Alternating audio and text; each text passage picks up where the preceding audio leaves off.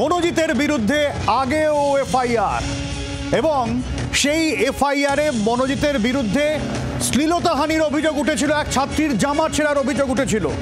সেই এফআইআরের কপি জি24 ঘন্টা রাতে 2022 সালের যে এফআইআর, সেই এফআইআর দেখাবো যেখানে ক্যাম্পাসে মনোজিতের অবাধ দৌরত্ব ছিল, সেই ছবি আপনাদের দেখাবো। এবং ছাত্রীর জামা ছিঁড়ে দিয়েছিল মনোজিত এবং তার গ্যাং। ক্যাম্পাসের মধ্যে অবাধ যাতায়াত ছিল মনোজিতের, এমনটাই খবর পাওয়া যাচ্ছে। এবং সেই জায়গায় দাঁড়িয়ে থানায় এফআইআরও দায়ের হয়েছিল। সেই এফআইআর এক্সক্লুসিভ ছবি আপনাদের দেখাবো, যেখানে মনোজিতের বিরুদ্ধে স্পষ্ট এফআইআরে তার বিরুদ্ধে নির্দিষ্ট অভিযোগের কথা লেখা রয়েছে, কিন্তু কোনো ব্যবস্থা হয়নি।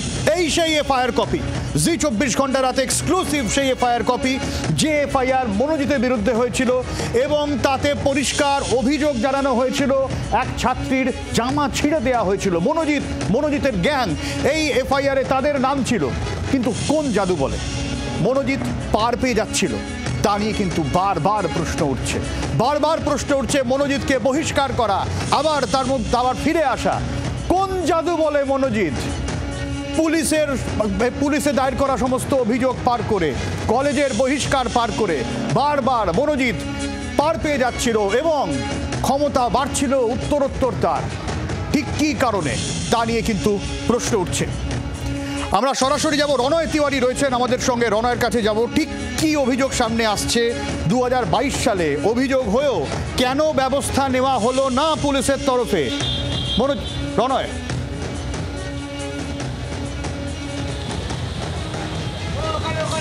সব্যসাচী, দেখো, যত তদন্ত প্রক্রিয়া এগিয়ে যাচ্ছে বা তদন্তকারী কর্তারা যত তদন্ত প্রক্রিয়া এগিয়ে নিয়ে যাওয়ার চেষ্টা করছেন, ততই একের পর এক চাঞ্চল্যকর তথ্য উঠে আসছে তদন্তকারীদের হাতে। মনোজিৎ মিশ্র, যে ম্যাঙ্গো নামে পরিচিত ছিল এই সাউথ ক্যালকাটা ল কলেজে, তার বিরুদ্ধে একটা বা দুটো অভিযোগ নয়, কলকাতা শহরের অন্যান্য থানাতেও অভিযোগ রয়েছে এই ম্যাঙ্গো অর্থাৎ এই মনোজিৎ মিশ্রর বিরুদ্ধে। সাউথ ক্যালকাটা ল কলেজের ছাত্ররা তারা প্রতিবাদ জানাচ্ছিলেন যে একজন প্রাক্তনী কিভাবে তার দলবল নিয়ে সারাদিন ধরে এই কলেজ ক্যাম্পাস দাপিয়ে বেড়াতে পারে। এর জন্যে তারা লিখিত অভিযোগ করেছিলেন সাউথ ক্যালকাটা ল কলেজের কর্তৃপক্ষের কাছে। সেই কথা মনোজিৎ এবং তার গ্যাং জানতে পারে। এরপর যারা অভিযোগ করেছিল অর্থাৎ তাদের খোঁজে তল্লাশি শুরু করে এই গ্যাং। ভয়ে বাধ্য হয়ে কিছুজন এই রাজ্য ছেড়ে পালিয়ে গিয়েছে এবং যারা পালাতে পারেনি, যারা এখনও ক্লাস করছে, তারা একটি জিডি করেন। সেই খবরও কিন্তু এই মনোজিতের গ্যাংয়ের কাছে পৌঁছায়। এরপর 2023 সালের ডিসেম্বর মাসে, অর্থাৎ সেখানে কিন্তু 1 ডিসেম্বর, সেখানে এই মনোজিৎ তার গ্যাংয়ের খপ্পরে পড়ে যায়। যারা প্রতিবাদ জানাচ্ছিল, যে ছাত্রছাত্রীরা, তাদেরকে বেধড়কভাবে মারধর করা হয় বলে অভিযোগ। একজন কলেজ ছাত্রী, তার গালে ঠাসিয়ে চড় মারা হয়েছে এমনটাও অভিযোগ। শুধু তাই নয়, তার জামা পর্যন্ত ছিঁড়ে দিয়েছে এই মনোজিৎ এবং তার গ্যাং। ধারালো অস্ত্র দিয়ে মারধর পর্যন্ত করা হয়েছে। এরপর ডিসেম্বর মাসের 2 তারিখে কসবা থানায় তখনকার অর্থাৎ ভারতীয় দণ্ডবিধির একাধিক ধারায় মামলা দায়ের হয়, অর্থাৎ 324, 506, 509, 34। রণয়, তুমি যা বলছো তা কিন্তু ভয়ঙ্কর অভিযোগ। কলেজের মধ্যে এটাও শ্লীলতাহানির পর্যায়ে পড়ে, তারপরেও পুলিশ কোনো ব্যবস্থা নিল না। রণয়, এইটাই কিন্তু যারা অভিযোগ করেছেন তারাও সেই একই কথা বলছেন, যে এতটাই পাওয়ারফুল এই মনোজিৎ এবং তার গ্যাং যে যতবার তারা পুলিশের কাছে গেছে, যতবার তারা সাউথ ক্যালকাটা ল কলেজের কর্তৃপক্ষের কাছে গেছে, কোথাও কোনো রকম সুরাহা পায়নি। প্রত্যেকেই তাদেরকে আশ্বস্ত করেছেন বিষয়টা দেখা হচ্ছে, তদন্ত হচ্ছে। কি তদন্ত হয়েছে তার জলজ্যান্ত উদাহরণ এখন পাওয়া যাচ্ছে। যে এই যে ঘটনা সামনে এসছে, তারপরে কিন্তু একের পর এক অভিযোগ এখন সামনে আসছে এবং সেই যে অভিযোগগুলো আগে করা হয়েছিল সেটা কিন্তু কোনোভাবেই গুরুত্ব দেওয়া হয়নি, এমনটাও কিন্তু অভিযোগ করছেন ছাত্রছাত্রীরা।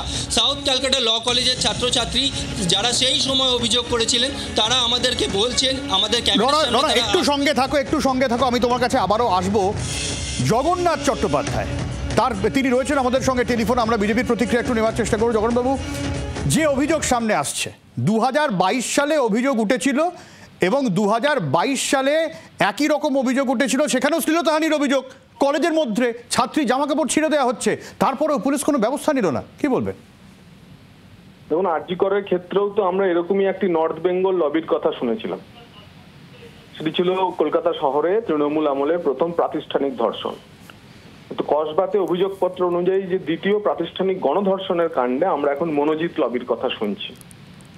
এই মনোজিৎ মিশ্র এবং তার যারা গডফাদার, তাদের ছবি মনোজিৎ মিশ্রেরই সোশ্যাল মিডিয়ার অ্যাকাউন্ট থেকে বিভিন্ন জায়গায় ছড়িয়েছে। সুতরাং আমরা বুঝেই যাচ্ছি যে ন্যাড়া লড়ে খুঁটির জোরে, আসল খুঁটিটি কে। এবং দেখুন, এই পুরো বিষয়টিকে গুলিয়ে দেওয়ার জন্য কিভাবে তৃণমূলের এক একজন নেতা, কেউ মেয়েকে তার সঙ্গী কে হবেন, কেউ বাকি ইত্যাদি নানা বিষয় বলতে শুরু করেছে।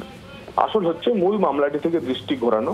এবং ঠিক আরজি করের নর্থ বেঙ্গল লবি, তারা যেমন ধর্ষককে বাঁচানোর চেষ্টা করেছিল, এখানেও মনোজিৎ লবি বলে একটি লবি দক্ষিণ কলকাতার তৃণমূল কংগ্রেসে, তারা সক্রিয় হয়ে উঠেছে কেসটিকে ধামাচাপা দেওয়ার জন্য। আচ্ছা, অনেক ধন্যবাদ। জগন্নাথ চট্টোপাধ্যায় ছিলেন এবং এই জায়গায় দাঁড়িয়ে কিন্তু বারবার তিনি যেরকম বলছেন যে বিজেপির তরফ থেকে অভিযোগ করা হয়েছে যে গোটা বিষয়টা ধামাচাপা দেওয়ার চেষ্টা করা হচ্ছে শাসক দলের তরফে, যদিও শাসক দল বলছে কড়া ব্যবস্থা নিয়েছেন তারা ইতিমধ্যেই বহিষ্কারের যে সুপারিশ করেছিলেন, কলেজ বহিষ্কার করেছে, পুলিশ তাকে গ্রেফতার করেছে, শাসক দল তাকে রেয়াত করছে না।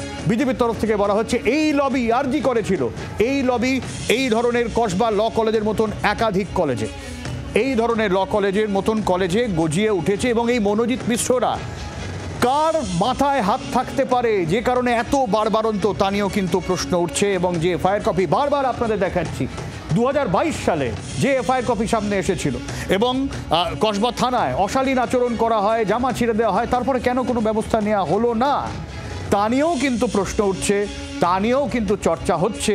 যেরকম বিজেপির তরফ থেকে বারবার অভিযোগ করা হচ্ছে যে এত কিছু করেও কেউ কিচ্ছুটি করতে পারেনি এই মনোজিৎ ওরফে ম্যাঙ্গোর, তার জেরেই কিন্তু এমন বারবারন্ত ইতিমধ্যেই সেই বিষয়ে সামনে আসছে। এবং সেটা এমন পর্যায়ে গেছে যে আজকে ধর্ষণের অভিযোগ সামনে আসছে। অরূপ চক্রবর্তী রয়েছেন আমাদের সঙ্গে তৃণমূল কংগ্রেসের। অরূপবাবু, 2022 সালের এফআইআর দেখাচ্ছি মনোজিৎ মিশ্রের বিরুদ্ধে, শ্লীলতাহানির অভিযোগ উঠেছিল, পুলিশে অভিযোগ দায়ের হয়েছিল, পুলিশ যখন কোনো ব্যবস্থা নিল না, কিছু হলো না, বিরোধীরা তো অভিযোগ করছে শাসক দলের মাথায় হাত স্পষ্ট। প্রথম কথা, 2022 সালে যে এফআইআর হয়েছিল সেই এফআইআর এর ভিত্তিতে কেস হয় এবং সেই কেস কোর্টে যায়। এবার যদি কেউ কোর্ট থেকে বেল পান, সেক্ষেত্রে তো প্রশাসন বা সরকারের কিছু করার থাকে না। যদি কোর্ট থেকে আদালত থেকে কেউ বেল পায় তাহলে সেটা তার আইনি অধিকারের লড়াই। এক্ষেত্রে কোনো টলারেন্সের বিষয়ই নেই। এই ঘটনা নিন্দনীয়, এই ঘটনা সরকার তীব্র ভাষায় কন্ডেম করেছে এবং যে কাজ এই ব্যক্তিটি করেছে এর জন্য সর্বোচ্চ পানিশমেন্ট যাতে হয় তার জন্য সরকার সচেষ্ট রয়েছে।